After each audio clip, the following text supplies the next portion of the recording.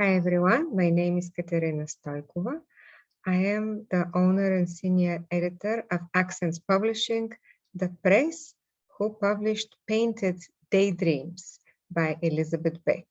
And today we have Elizabeth herself with us because she has a few other books that are out and she can talk about them. So Elizabeth, first, welcome. Thank you for coming to talk to me today. Thank you. It's an honor to be here with you, Katerina. Thank you for your time. It's It's always April. fun. It's Yeah. April. It's Poetry Month. We get to talk all things poetry. That's right. And you have a book that is about to arrive from the printer.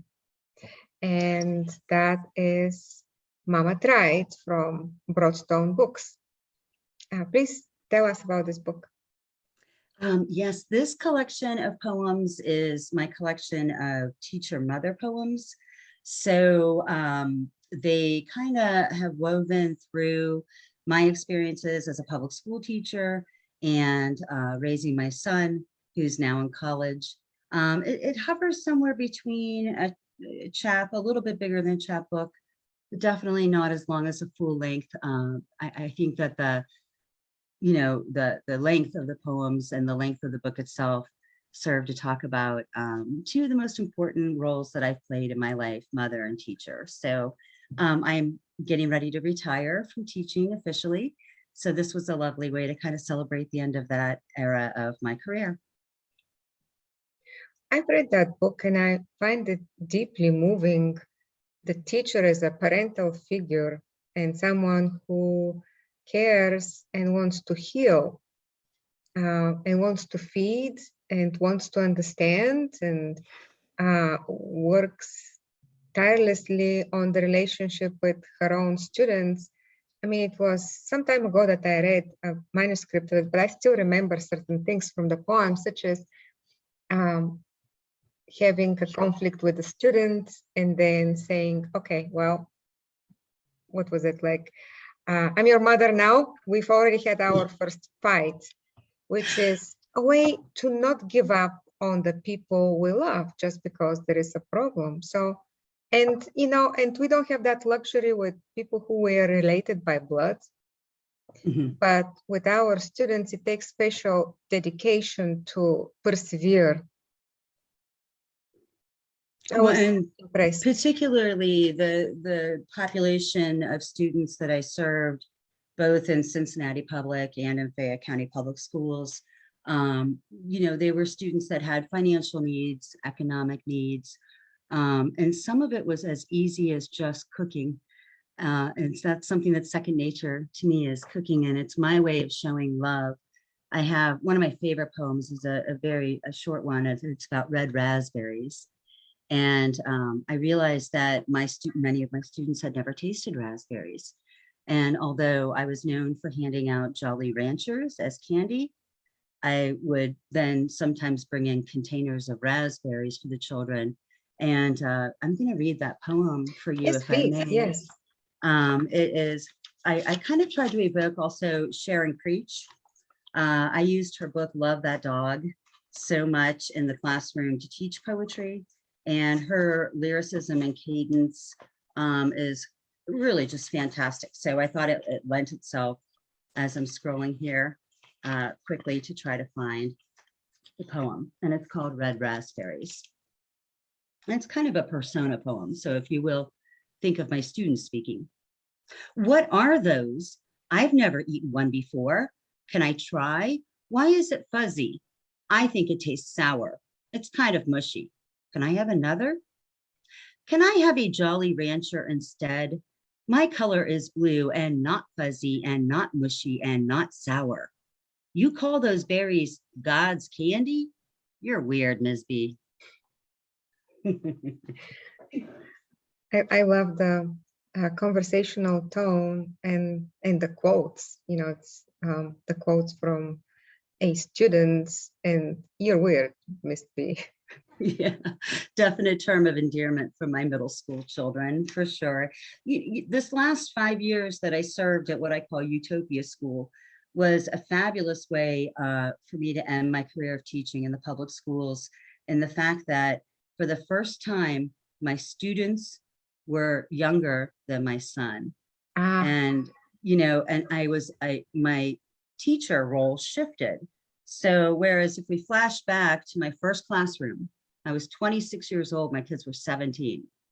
I was, you know, barely 10 years older than them. I did not have children. Sister. So yeah, yes, very much. And I mentored children at that time and ran our first literary magazines and things like that. So it was a way different dynamic to then sending my child through high school and into college when I still had 9 and 10 and 11-year-old children that came to my class.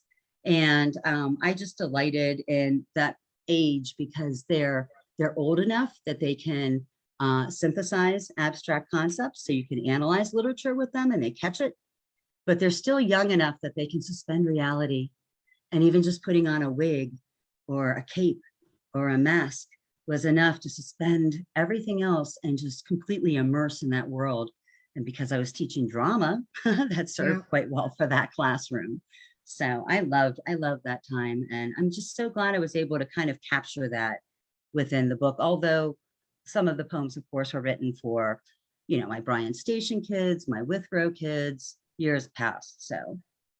And some are truly tragic. I don't know, I may ask about the more difficult poems about loss of students. I mean, that is unimaginable.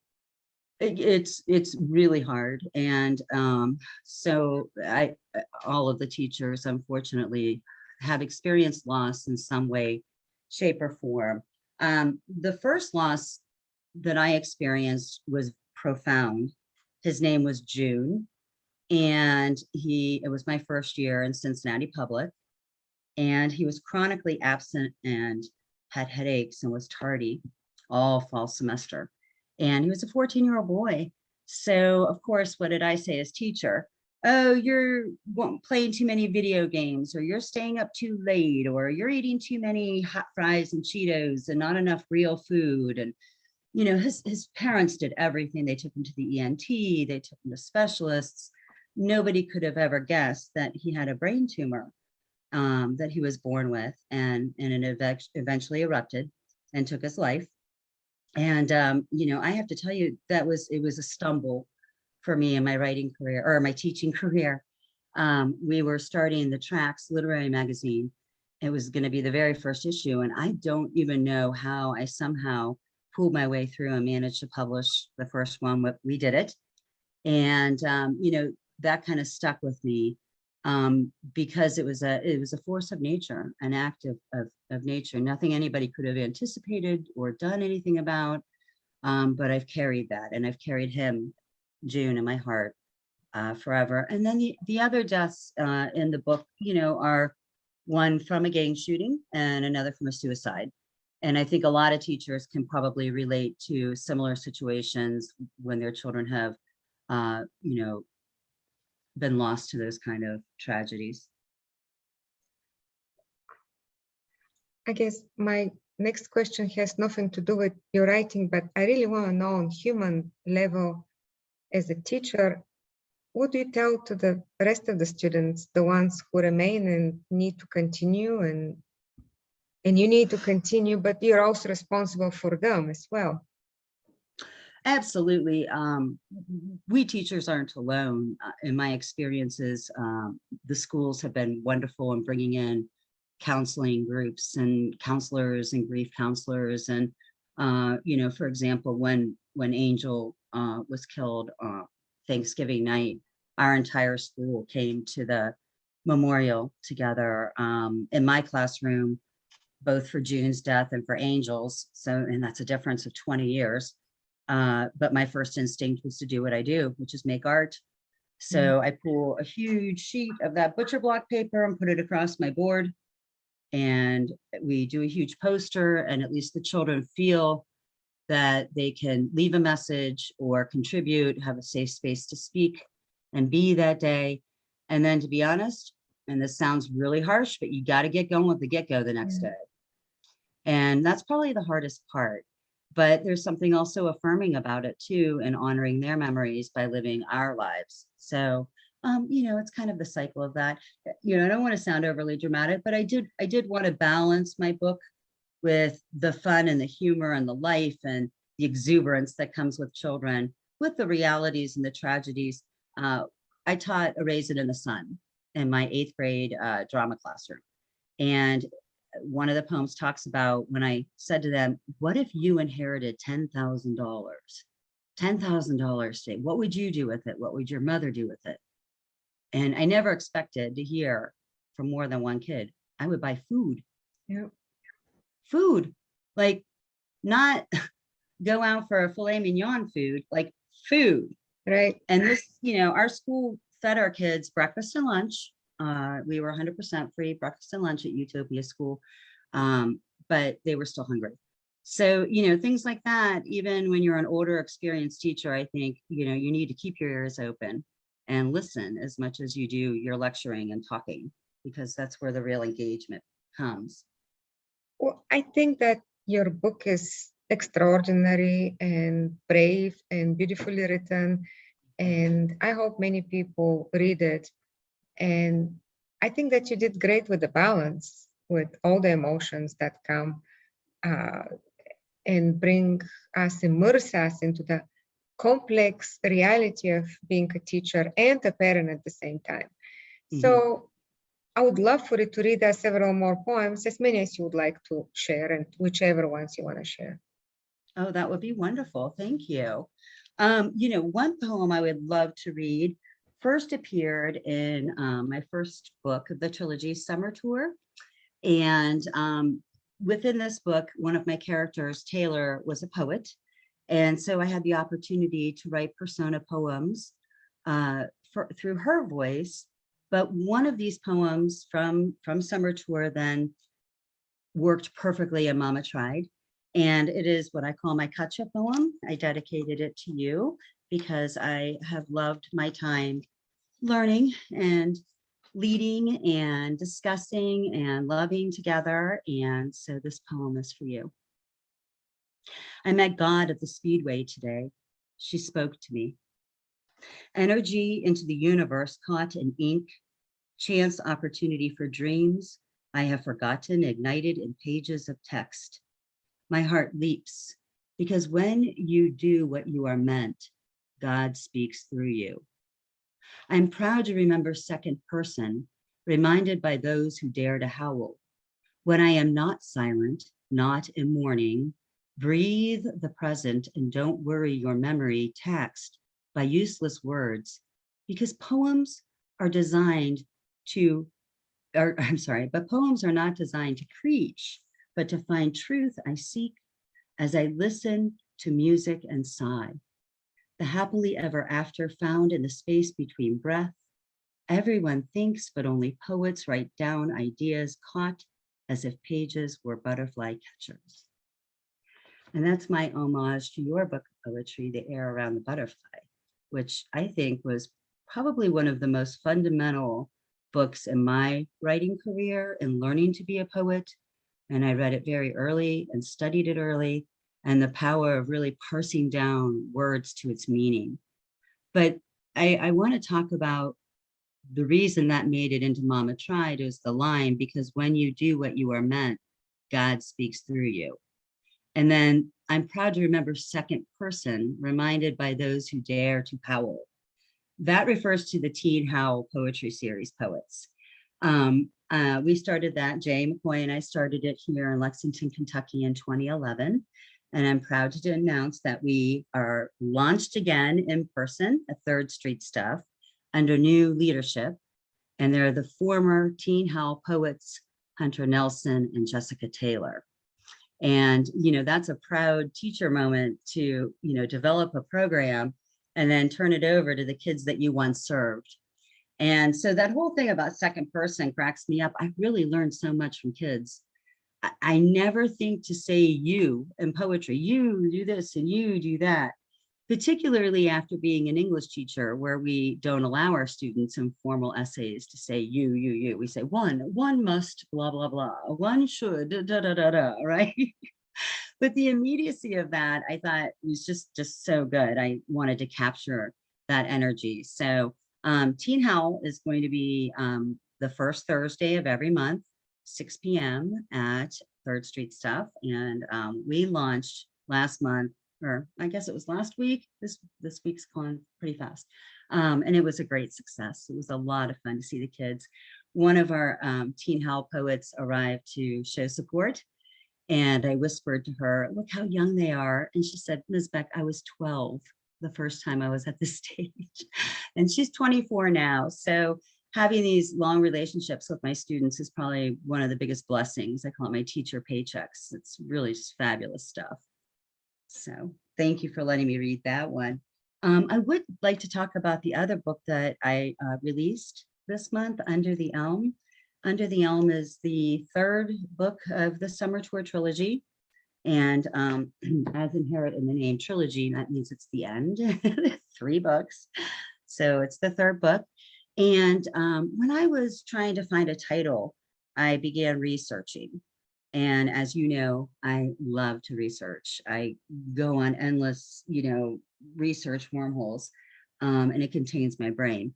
And one of the things I was researching were creation tales. And I stumbled upon a creation tale that just hit me in my solar plexus, and it spoke to me immediately. And it is about the goddess from the Finnish myth, and her name is Ilmatar. And the reason that this creation tale really hit me was this book, Under the Elm, is all about finding home. And it's also the creation tale of how all of Summer Tour Trilogy came to be. And when I read it, the imagery of the eggs told me that, unbeknownst to me, Ilmatar had been my guiding spirit through this entire 4-year journey of writing the Summer Tour Trilogy.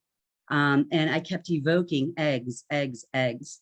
So Aunt Karen keeps eggs at the Calico House in Maywood, and Ilmatar is the guiding spirit of the entire Summer Tour Trilogy. So instead of telling you the creation tale, I'm going to go ahead and read the poem, and you'll see it kind of launches the entire novel. Daughter of air, goddess of heavens, mother of music, magic, and smithing. Tired of wind and bored of counting rainbows, Ilmatar invited a duck to lay 7 cosmic eggs at her feet. Under elm tree, Ilmatar sat still, cradling celestial eggs on her lap until her legs tingled and numbed. Needing to stretch, she risked disturbing eggs that tumbled down the lawn and into the pond, where delicate shells cracked on surface of the water. Whites became the moon, yolks emerged as sun, fragments transformed as stars. A universe created, delighting Ilmatar, she finally gave birth. Mother of music and magic, impregnated by wind, creator of the majestic, when one ripple disturbs the pond.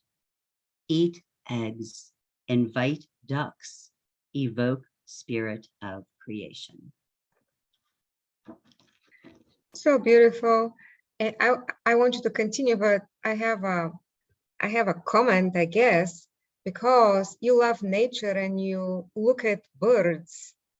I mean, you live on a pond. You're a poet who writes fiction and observes birds. I mean, who is better equipped to write about eating eggs? And I love it. I just wrote in my journal that minutes before we started, the 2 huge Canadian geese just came floating right across, skimming across like a benediction of our time together.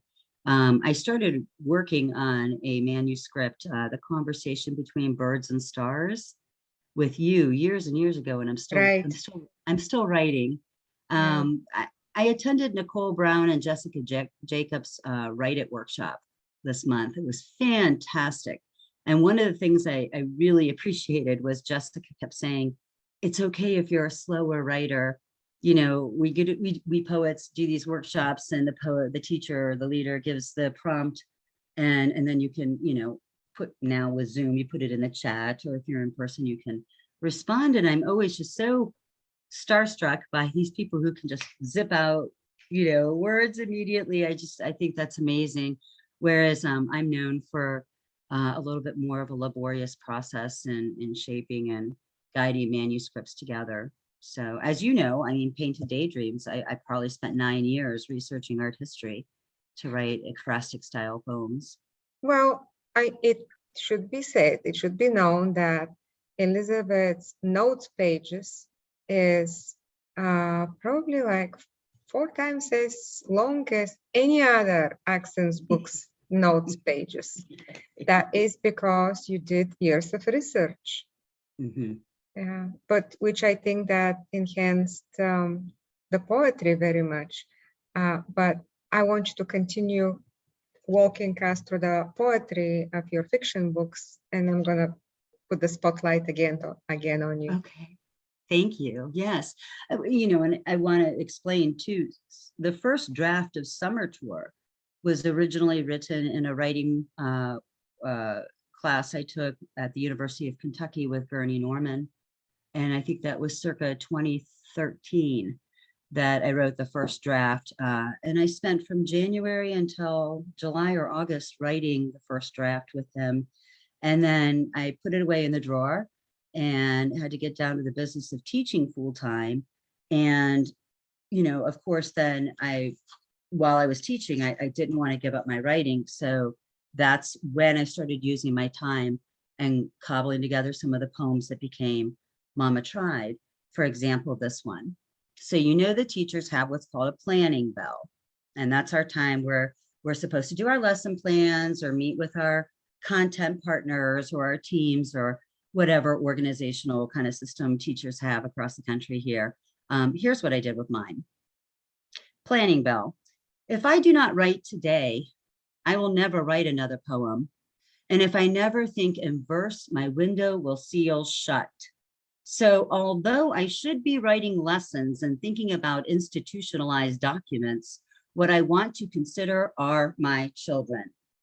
Lost casualties of a public education that speaks about serving, but never actually does anything beyond talking and talking and talking in meetings about meetings that swirl around my head, which reminds me how my students must feel loaded with words they maybe don't understand about content that exists in a vacuum, much like the hum of the machines their mamas run to suck debris from carpets worn threadbare and in homes that lack windows for the future when it's enough to just survive today. I have another poem that I really love that is in Summer Tour that Taylor wrote at a show. And it kind of hails back to the fact of Broken Geraniums being the working title of this manuscript. We walk where they once tread softly, trampling memories underfoot, in blatant disregard for tradition, more intent in carving our path, stepping on heads in the process, breaking stalks of geraniums, crushing violets underneath, dividing time between roots of trees and gnarled branches of roses, weighted down by blooms losing petals. When the wind blows, the nature of a thing cannot be named. Now, I liked writing for Taylor because she was a teenager. So I felt like I had a little bit more freedom in writing for her. I felt like I could leave fragments, I could use you, I could do things that maybe a middle-aged white lady shouldn't do. So I went for it. And I mean, you know, I'm going to say it, right? So in World Gone Mad, which is, look at this, like a little show and tell all my books. The second book, this one follows the kids through the pandemic. They are high school students that graduate in 2020. And so I was able to include some poems in here that Taylor wrote in response to the Black Lives Matter protest. And I would like to maybe read one of those.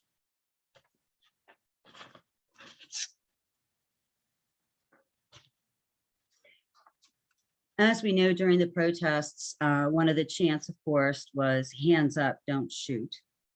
And I dedicate this to Tamika and Tiffany, which are two young women who I mentored when they were teenagers. And we have long since stayed together, and they mentored me through World Gone Mad. I sent them all of my drafts. We had long conferences. I wanted to make sure I got every detail right. So I dedicate this poem to Tamika and Tiffany. Hands up, don't shoot should not be the call and response her baby brothers learn before they even learn how to drive. But the rules they must learn: not to run, not to move, not to hide, not to hold skittles while walking black, while driving black, while living black, while being black are the rules that have been broken. We are broken. Lives are broken. Hearts are broken. Screams are stop. I can't breathe, he cried.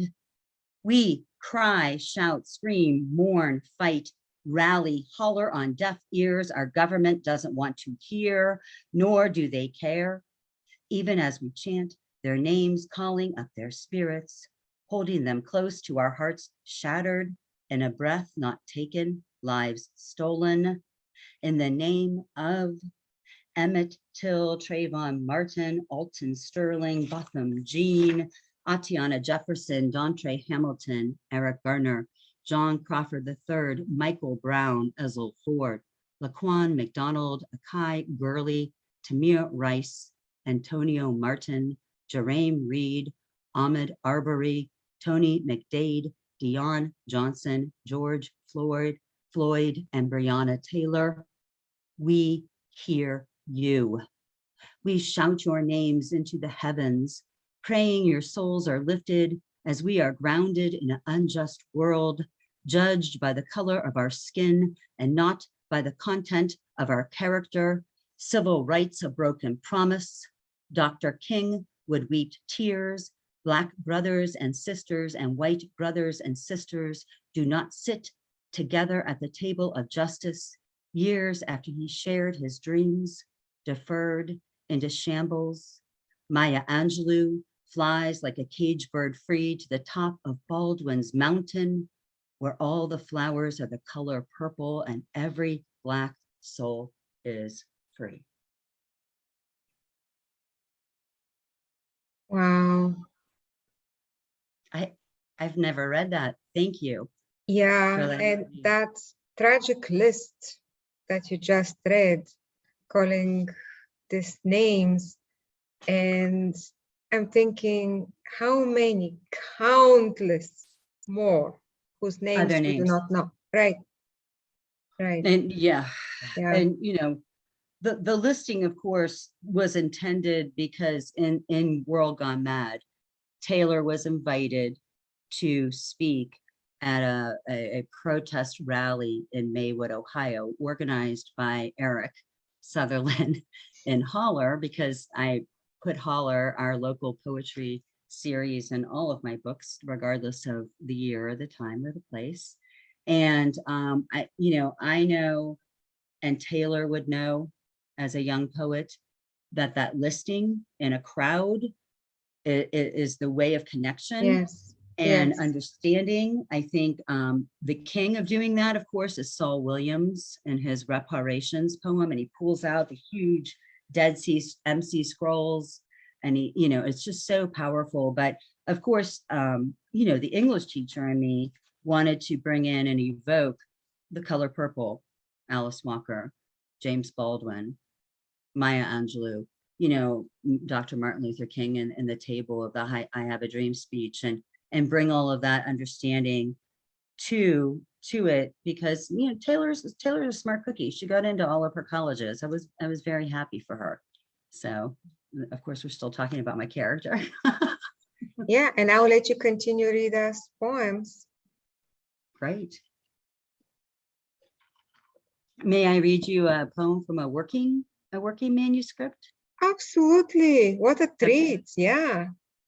This one is called Dancing on the Page. And it's just my way of kind of trying to capture my relationship with going to dance and connect with live music, of being more of a spiritual practice and not just a recreational practice.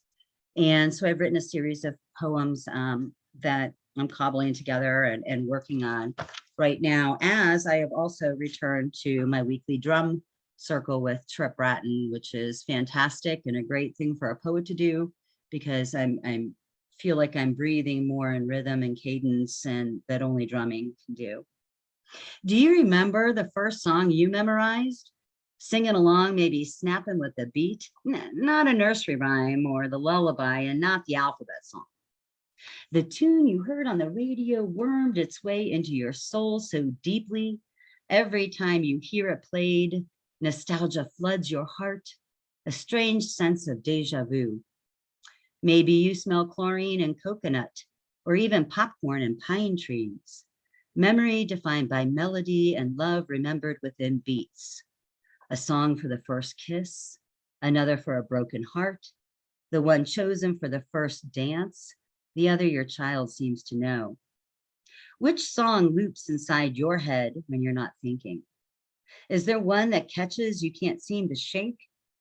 How many songs can you sing remembering lyrics from years ago when you can't even remember where you left your keys? What song do you hope to hear when it is all over? A little bit of music for your head, right? We'll go back to Mama Tried. I want to read this poem for you because this was one of your favorite poems. This is one of my mother poems. It's called For You.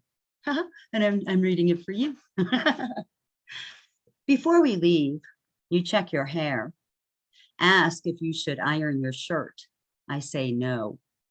Ask if you sprayed that expensive cologne. You say yes. We smile. I don't have to remind you to shake her mother's hand on the front porch when you knock, and I wait behind. October, Sunday afternoon, matinee date of a film you both read as novel in English class, sitting side by side in the back seat as I drive your 15-year-old selves where you can walk to share a pizza, talking about what? I don't know. I was never this young. My heart breaks as I drive away, squinting in the sunshine. I think maybe that is why I was a good teacher. I tried to keep it real with my kids. And in a lot of ways, I've had two experiences that have given me a second childhood in a way. And that's being in the classroom, even though I'm the teacher and I'm in charge and I was the responsible one. The moments where, you know, my kids are grooving on their activity and I have music quietly in the background and I can kind of dance around and literally dance around them. That's the moment of joy and freedom that I never had in my own childhood that I'm so grateful for. And of course, the other was when I found the Grateful Dead. And I consider myself a Deadhead. I went to my first Grateful Dead show when I was 18 years old, but I still went to college and graduate school and had careers and things like that. But there was a certain freedom of that time in my life that was just so beautiful. And I'm so grateful for today.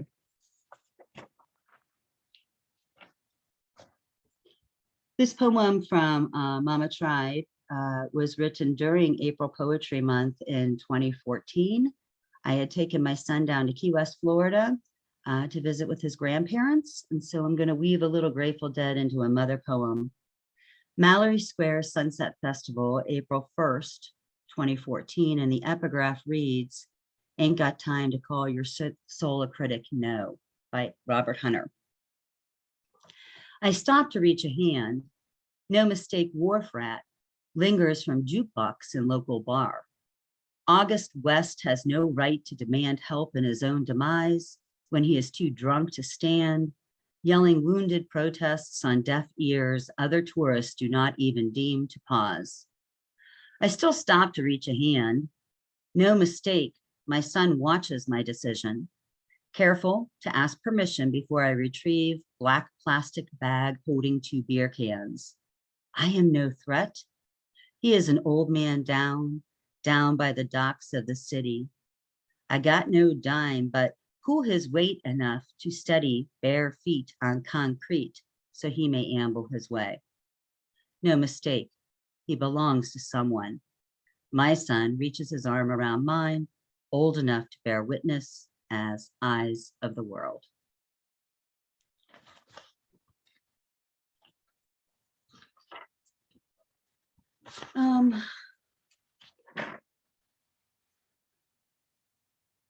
Music was probably the second tool I used most to survive my childhood.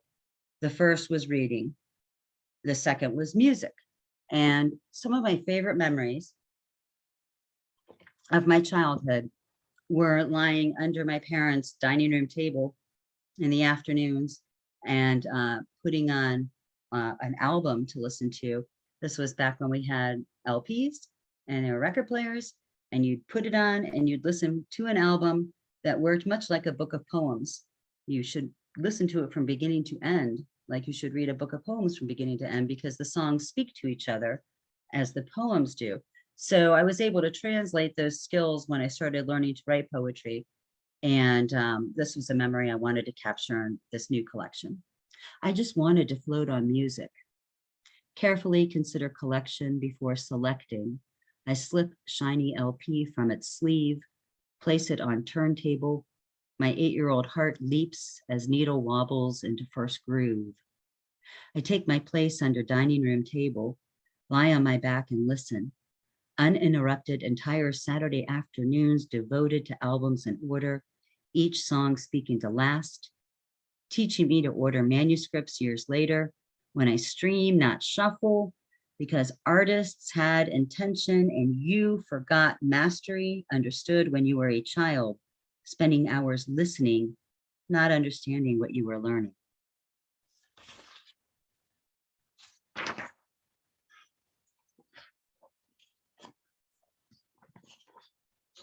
And I have one more poem I'd like to share, and it's called Groove Therapy. There is a psychologist in the music community right now, Dr. Leah Taylor, who's doing work with learning how to heal through rhythmic movement and dance and connection and overcoming trauma. And so this is for her. Groove therapy. Do you ever want to tiptoe just above blades of grass, tickling soles, levitating as if on surface of a bubble, slick, seamless movement, sway in time, melody moments, rich and joyous rapture, chorus in tune with each other, within heartbeats to instruments ricocheting in your brain, bouncing memory with motion fluid as you follow notes, pausing only to catch your breath.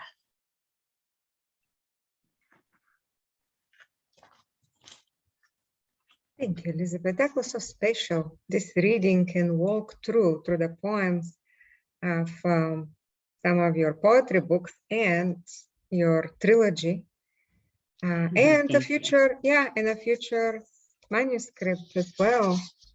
And it is National Poetry Month, right? It's April, and the nature is waking up right now. And I happen to know that you're a gardener, that you love to garden. I do. Do you have any plans? Have you been getting your hands dirty? Yes. Thank you for asking. I am very excited. I'm getting my first real vegetable garden. So although I have done the landscape and the gardening here at the pond with the flowers, and I love that, this is going to be the real deal. My husband's in process building 2 raised beds, and it'll be completely enclosed. with a door that I open. And then next year, phase 2, I'm finally going to get chickens on the pond. Wow. So I will have my own eggs. I think, you know, one of the things about the pandemic that I learned and the quarantine was, you know, although I do pride myself in being as much farm to table cook as possible in my home, we could go so much further and better. So I also want to then incorporate a little bit of a glass greenhouse so that I can continue propagating seeds so that I constantly have a supply of lettuce. I'm a huge lettuce eater. I love leaves. I could eat leaves like every meal, I kind of do now. I eat a lot of the leaves. So we go through 2 or 3, you know, heads of lettuce every couple days here in the house. And so I think if I can, you know, continue with the herbs and that, it would be so good. We've had a very cool, rainy spring here in Lexington this year. I saw a memory from last year. I was sitting under my dogwood tree. It was in full bloom. So we're about 2 weeks behind. Right, I agree. Yeah, so, you know, yes, it's with great anticipation that I will start sowing seeds and planting my first vegetables. You'll have to come over for a feast here on the pond, and we'll eat all sorts of good vegetables together. I love this returning to the earth trend. Years ago, author whom you know, Pat Owen, she wrote a poem, From Chickens to Chickens in 3 Generations. And I don't know, I don't remember the poem itself, but it was like from the grandmother who was raising chickens, like that's the way it's always been. Then to the next generation that would have nothing to do with any of it, to having. And it skipped. Yeah. Skipped, right? Right. Well, yeah, I mean, that makes sense though too when you think about things like that, like when you were talking about the grandparents having, or their parents having lived through the Spanish influenza and things like that, and you know, the Depression era babies and their behaviors, and then what do they say, the excess and everything with the baby boomers, and then the Gen X, you know, categories and labels. But I do love gardening, and I think it's a worthy use of my time. Even just this week, I went out and just did some weeding, just weeding. Yeah. I had a little bit of a bronchial infection, so I haven't been able to do my walking and my cardio. So I thought, well, just get your bones moving, girl. And it lifted me the whole day. I just was, everything's elevated when I'm out there and working the earth, and it can just be something very little. My endeavors are no grandiose schemes. I keep it small and keep it simple. So, but it'll be good. Fresh herbs, fresh tomatoes, some lettuce, some eggs. That's no small thing. That really is no small thing. Yeah. I got to keep busy. My kids in college, you know, write books and make a lot of art and do some gardening in between. And I have one last question for you, Elizabeth, and that is, and you know that question, what is the most important thing you teach your students? If there is one thing you want them to remember from you, what is it? Perseverance. Never give up. Never give up. Just never give up. I believe in always picking yourself back up and keep on keeping on. And you know, I hope my kids all know that I adore them and I love them and I support them and I follow them, which is wonderful. But I think that's probably the most important. We all make mistakes and we all stumble and fall, and you know, nobody, life is messy, and that's just the way it is. And I really love that silly little meme that's going around, you know, everything's hard, choose your hard. Right. I've been saying that for years to my kids, you know, plan your work your plan. Writing is not an event. Writing is a process. So we're always revising in manuscripts. So we can revise in life too. I think we have the power to do that. We can revise our life too. Thank you so much, Elizabeth. Thank you. I love my time with you. Thank you. Always very special. Thank you.